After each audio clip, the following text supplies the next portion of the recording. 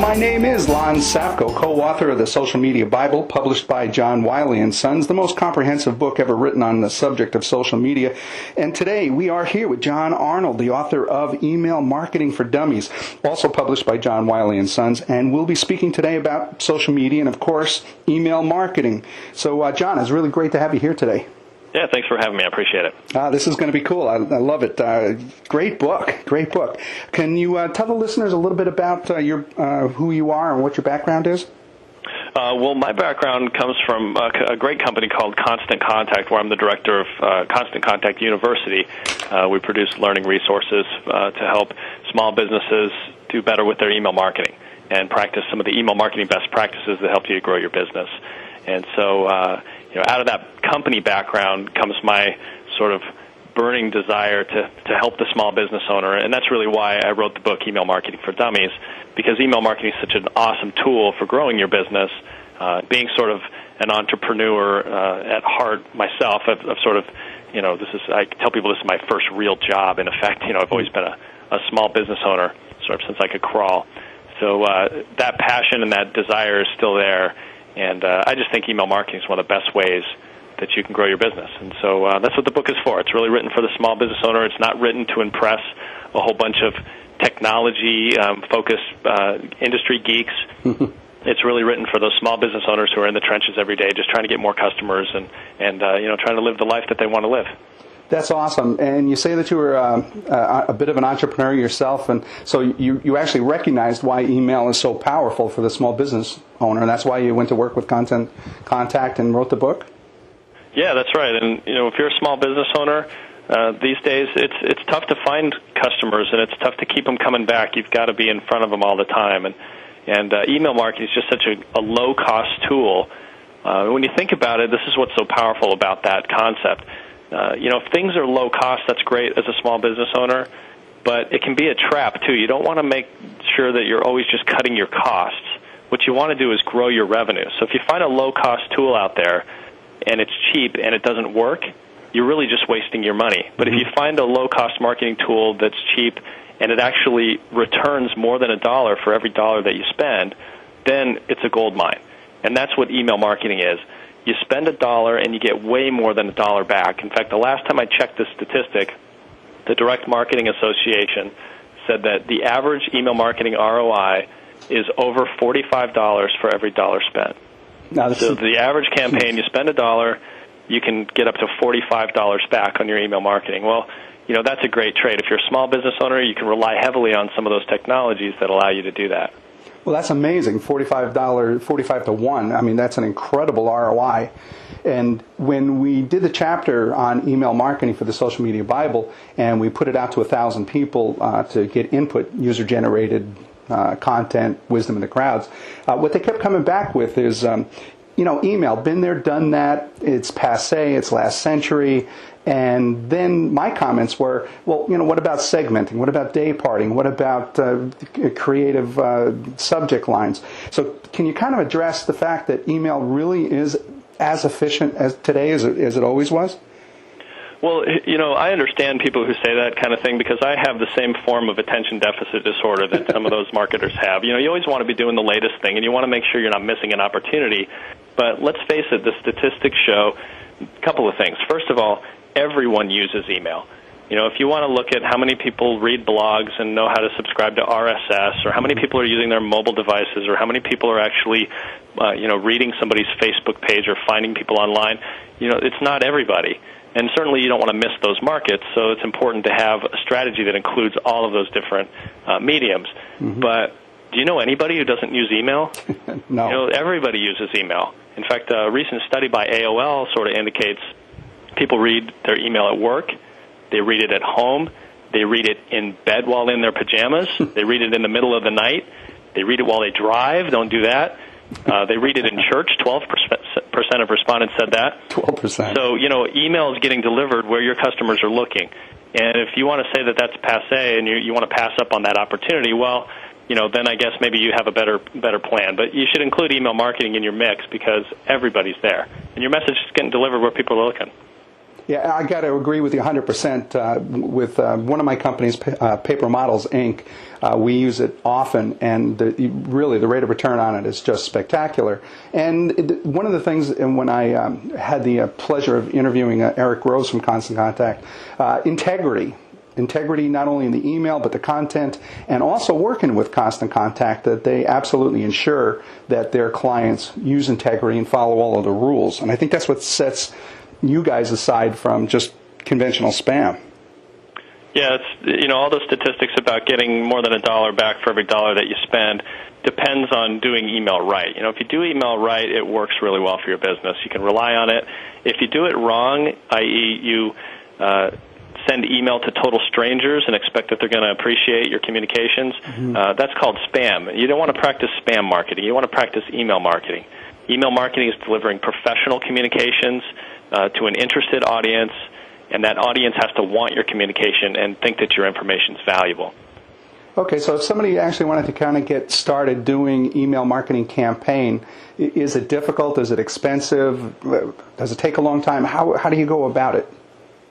Well, the first thing you want to do is recognize that there's a key difference between email programs that are designed for one-to-one email communications, and those are programs like Outlook, where they're really only designed for one-to-one communications. You want to get a program that's going to work to deliver one-to-many email communications, and those are called email service providers. So Constant Contact is an email service provider. Okay. What they do is they just make it super easy for you to create an email using one of their templates, so you don't need to know any HTML or programming. You can create a great-looking email design. You can do a newsletter or promotion, anything that you can think of. You can create that, make it look professional, make it look like your business, and then they'll send it out for you so that you can get a high rate of deliverability. You can stay compliant with all the canned spam laws, and they'll help you track your message. So as it goes out, you can tell who opened it, when they opened it, which links they click on in the email. You can use that for your own marketing information. So you really want to get started with somebody who knows what they're doing, and that's an email service provider. So, and is it low cost? Of course it's low cost. Constant Contact's plans start at $15 a month. Gee. So you'll waste $15 a month trying to do it with a one-to-one email program. So it's just so cost-effective and so easy to use. That's really the first step, is just go with somebody who knows what they've been doing. And you mentioned something interesting, too, that I heard in the conversation with Eric, is that you guys kind of help. The templates, by the way, are fabulous. I mean, it's just kind of put in your content, and they really do look professional. One of the things that I like about working with an email service, in particular Constant Contact, is how you guys are white-hatted. You're respected in the industry, so more of your emails are going to get delivered. And I got to be honest, I kind of made a mistake here a couple of months ago. I took our entire email database from about 9 years, we've been collecting it, and I blasted it out. And I didn't even think about it, but what happened was most of those emails were old. The people didn't remember that we were customers, and the bounce rate and the opt-outs were so high that you guys shut me off. I thought that was... Yeah, it's definitely... there are some challenges. Email marketing is not as simple as just loading up all your email addresses and clicking the send button. There's some things that you have to get over, some challenges, and if you think about it, email marketing is both a challenge and an opportunity. Mm-hmm. Everybody faces those same challenges of collecting email addresses the right way, and permission, and the canned spam laws, and those kinds of things, and deliverability. So if everybody faces those issues and you can overcome them, then you have a competitive advantage over your competition. So when you go with somebody like a Constant Contact, and they help you and they're with you every step of the way, then you're going to get over those challenges faster than somebody else who sits around trying to figure that out on their own. So it's another reason to use a service and get that stuff done. And Constant Contact's approach is we're there to help the small business owner grow. And when the small business owner's business grows, they reward us by using the product for a long time. So that's at the core of the business model, and that's why we have learning resources on the website. We have face-to-face seminars. We've got hints and tips newsletters. We've got frequently asked question files. We've got live support that's always free to our customers. So, need I say more? We're always there to give that helping hand and to make sure the business owner is getting the value that they think they should be getting, which is business growth. Excellent. And if you were going to start your own email campaign, I just gave one of the things that you don't do is use an old email list. But if somebody wanted to start it, what are some of the things that they need to kind of watch out for to make sure that they're successful? Well, I think the colossal mistake number one for email marketing is not having a plan. You really want to take a step back as a business owner and say, what am I trying to accomplish, and what's the end result of what I'm trying to accomplish? So let me give you an example. A lot of people like to use email to drive traffic to their website. But if your website traffic spikes and you're not going to have a company party because of that statistic, you really wanted sales, then you've got to back up and think, okay, how is my email going to really drive sales, not just traffic to my website? So you might find that that changes the way you're going to do your messaging. Maybe you want to create a special landing page on your website, not just driving them to the home page. Or maybe you're going to change your offer so that people click through straight to a shopping cart so that you can try to drive sales to the shopping cart in your website. So really just having a plan and developing all your content around that plan is a super step. Step number two is, of course, to build your list with permission.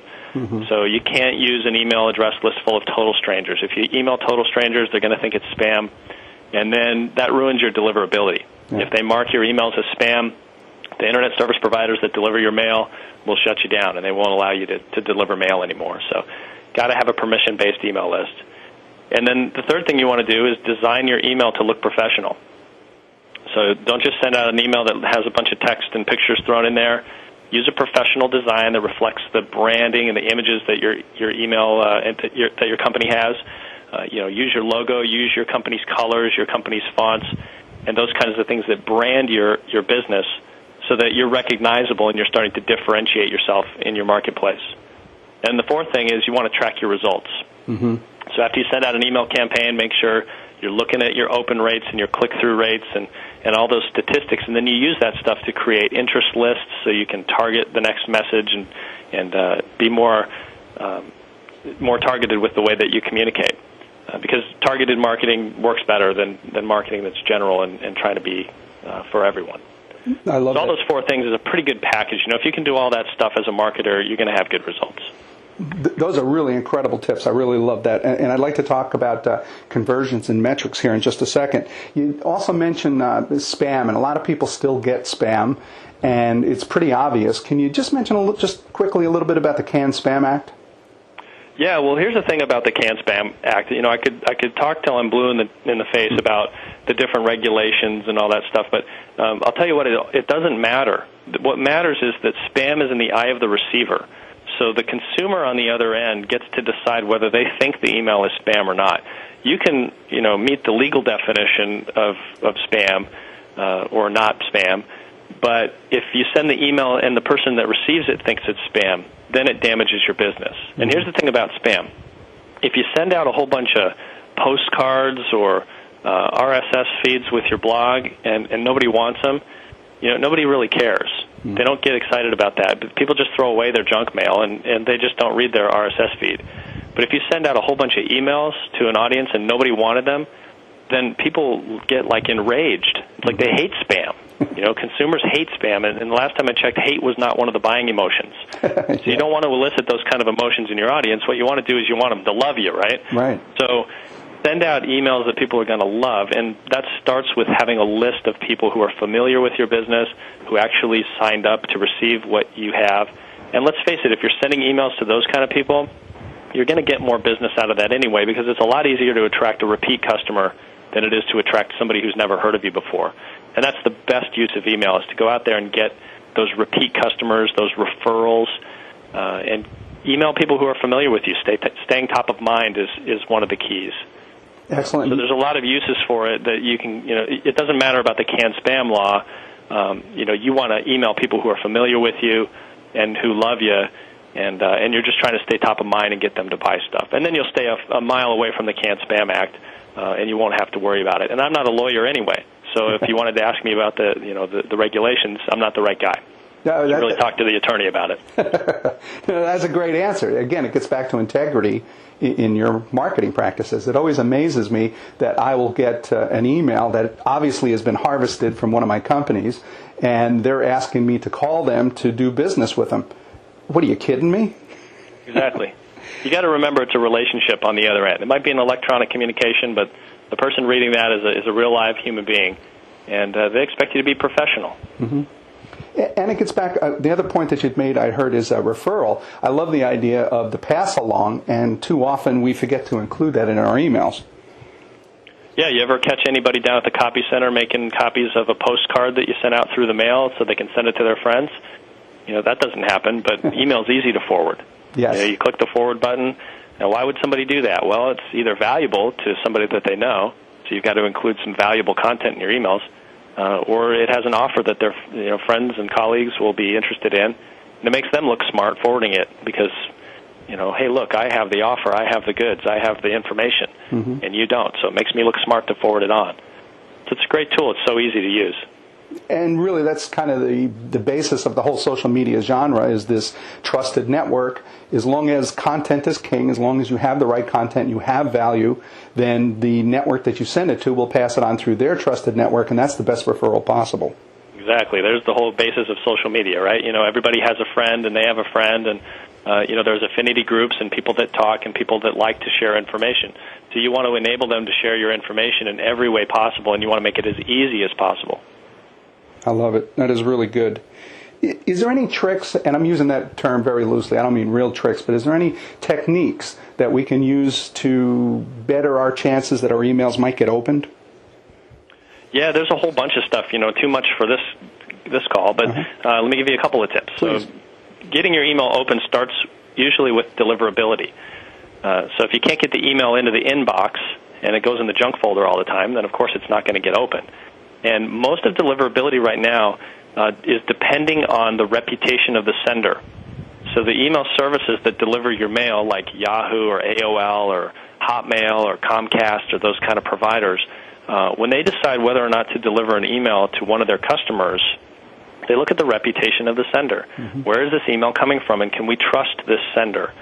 And if they trust the sender, there's a higher degree of probability that the email is going to go into the inbox instead of getting filtered or blocked or bounced back to the sender. So it starts with finding, again, that email service provider with a good reputation so you can get the highest delivery rate possible. After that, you want to take a look at the content of your email, and that starts with your from line and your subject line. 60% of consumers look at the from line to determine whether to open an email, and then the rest of them say they look at the subject line to determine whether they want to open the email. So you want to make your from line really familiar. Make sure you're communicating who you are. If they know you as your business name, then you want to put your business name in the from line. If they know you because you're the person they deal with personally, then maybe your personal name can go in the from line. And then your subject line has to be short, and it has to prompt them to open the email. So you don't want to give a generic subject line like July newsletter. That's not going to prompt them to open. Maybe you want to highlight one of the articles in your newsletter, or give them a reason to open the email right now and take a look. So those are two big keys. So you want, in the subject line, you want something that has a what's in it for me factor. Absolutely, yeah. What's in it for me, and why should I do this right now? Well, that's a really good point, too, because if something is compelling enough and you can engage the reader, they'll open it right now, but if they put it off until later and their inbox gets full, there's a pretty good chance they will indiscriminately delete it. Yeah, they figure, this is a week old and I haven't read it yet, so I'll probably just get the next one, and they delete it and they never open it and they never read it. Excellent point. Is the intent of an email actually to sell something? Do you have to put in all your copy? Is that what it's intended? Or really is it just to drive people maybe either to the telephone or to a website, and that's where the sale takes place? Well, it really depends on your goals. You can enable an email to send somebody straight to a shopping cart or to make a one-click purchase, and those kinds of things are possible. But typically what I find, just going back to some of the mistakes that people make, I find that a lot of people put too much content in their emails and not enough in other places. So one of the fears that small business owners have is over-promoting. So a great way to keep from over-promoting is sending just enough information to get someone to click, and then hosting the rest of that information someplace really important that drives traffic, so maybe your website or maybe your social media page. So you can use an email perhaps to write a summary of a blog article, and then once you've called their attention to that blog article, you can send them over to read the rest of the blog article. And now they're on your social media site, and that social media site can be driving traffic towards conversion somewhere else, maybe to a shopping cart, something like that. So it could be a 2 or a 3-step process, or you could just say, hey, buy it now, and the buy it now button's right there in the email, and it just makes it real convenient. That's incredible advice. That's really good, because there's 2 camps there, and you just kind of brought them all together in a really common sense way. And earlier you'd mentioned the term conversion, and I'm a real strong proponent of identifying what your conversion is and then setting up metrics actually to identify how well you're doing.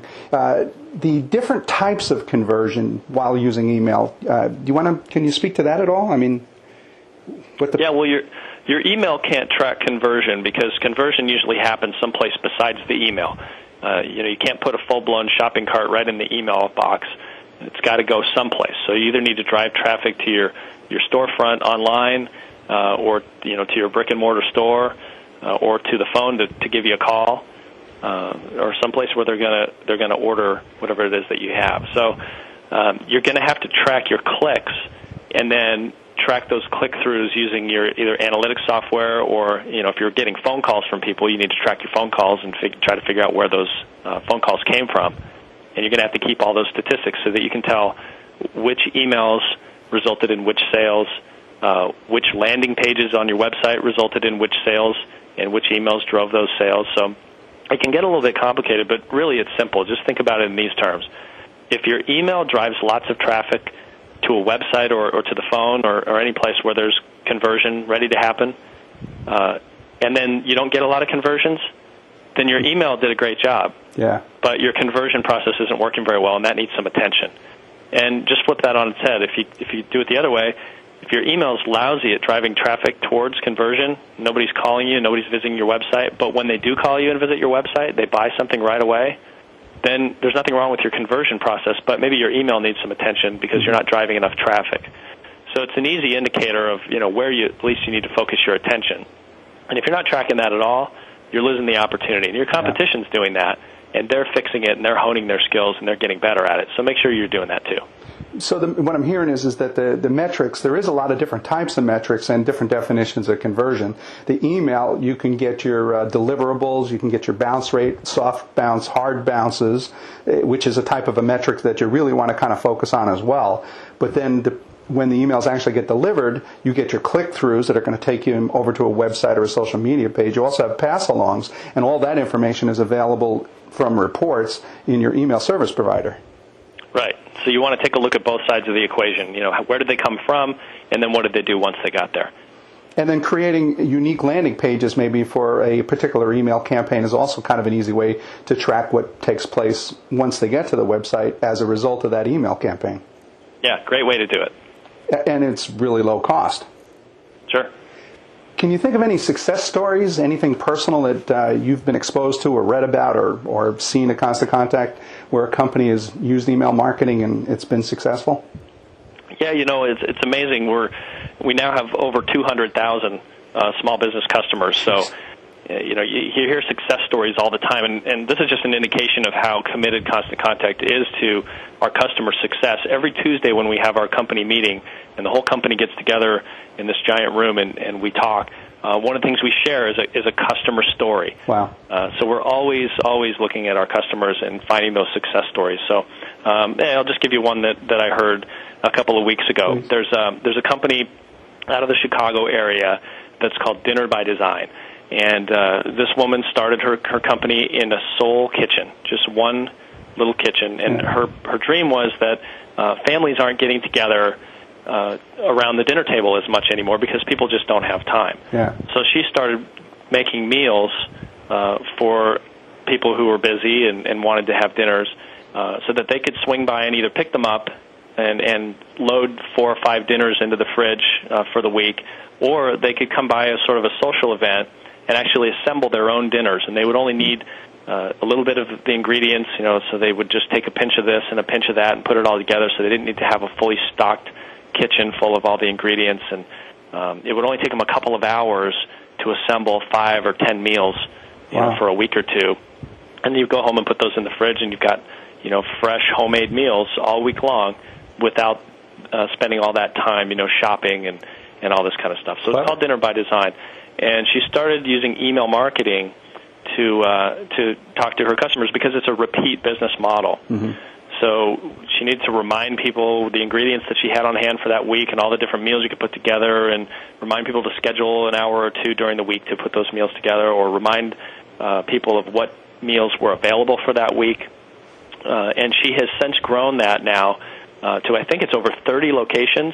Oh, my God. And it's become quite a franchise and quite an idea.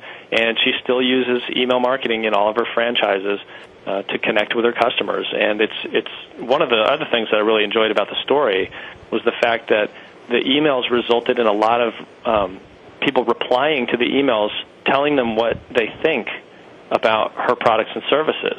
Wow. And so she's been able to design her growth plan around knowing exactly what her customers are thinking. And so it's such an easy two-way form of communication that people will reply to the emails and say, hey, we'd really appreciate it if you did this or that. And then she can incorporate that into her business plans, and that helps her to grow too. So it's this really great, robust communication strategy, and it's just cheap as can be. So tons of value in stories like that, and there's a million of them. And that's an incredible story. And, I mean, going from one kitchen to 30 locations, and she's really providing this necessity for working families. But the one thing that I heard here, too, in your conversation is that when you think about email, especially email campaigns, you kind of think of it as a one-way communication. I look at your email, I decide whether I'm going to hit delete or I'm going to hit click to click through. But what you just said there was it brought in that whole social media aspect where your customers actually can open a line of communication and kind of tell you what they were thinking so that you could better your product and your service. And it just kind of built, and then also building that trusted network. Yeah, and you know they don't even have to hit the reply button and send you an email to be communicating back. You can look at which links they're clicking on, and you can try to determine what their interests are. You can ask them when they sign up for your email list to select a couple of different interest categories that you might have. You can watch them click through to your social media page and see which articles they go to and find out what their interests are that way. So there's a lot of ways to really get that feedback. You could even send an online survey or a poll, and just kind of take their temperature and see what they're thinking. It's really, really valuable stuff to develop your products and services around what your audience already wants instead of trying to figure that out by putting a product out there and having it fail. Mm-hmm. Find out what they need and what they want first and then deliver it. And you're talking about less than pennies per email. Yeah, exactly. It's just a little bit of extra effort, but not a huge and significant investment in terms of money. John, that's great stuff, man. That is good. Is there anything else that you'd like to add to the conversation or mention about email marketing, social media? Yeah, I just want to tell people how important it is to maintain a relationship with your customers. So make sure that your marketing is connecting with people, and that will make sure that you're successful. If you've got people and you've got customers, you're in business. If you don't have relationships and you don't have customers, then, let's face it, you probably have a hobby. So get out and find those customers and build those relationships, and then you're going to have a competitive advantage. That's incredible advice. In my conferences, when I teach and speak on innovation, I use the term, if you build a better mousetrap, the saying, the world will be the path to your door. Well, actually, if you build a better mousetrap, you'll just have more dead mice. If you're not out there marketing and communicating and building that network and using tools like email marketing, then you really don't have a business. That's right. Can you tell the listeners where they can find Email Marketing for Dummies? Because I want it immediately. Yeah, absolutely. You can get Email Marketing for Dummies anywhere books are sold. But preferably, go buy it from a small business if you can. I like that. I know it's not always possible, but if it is possible for you, do that. And if it's not, then you can go through the traditional sources. And you can also you can find it on emailtrainer.com, which is my website. You can also find a lot of hints and tips and resources and stuff on constantcontact.com. Okay. So it's emailtrainer.com and constantcontact.com. That's right. And the final message, of course, is support the entrepreneur. Absolutely. I love that. Thank you. I'd really like to thank John Arnold, author of Email Marketing for Dummies, for being here today. It's also published by John Wiley & Sons. John, really, thank you so much. Thank you. You're welcome. I appreciate it, and thanks for having me. This is great. This has been Lon Safko, co-author of the Social Media Bible. Be sure to check out the other valuable social media tactics, tools, and strategies that can be found in the Social Media Bible book and its companion website, www.thesocialmediabible.com. For more information about me, Lon Safko, please go visit my website at www.lonsafko.com. And again, John, thanks a lot for being here today. Thank you.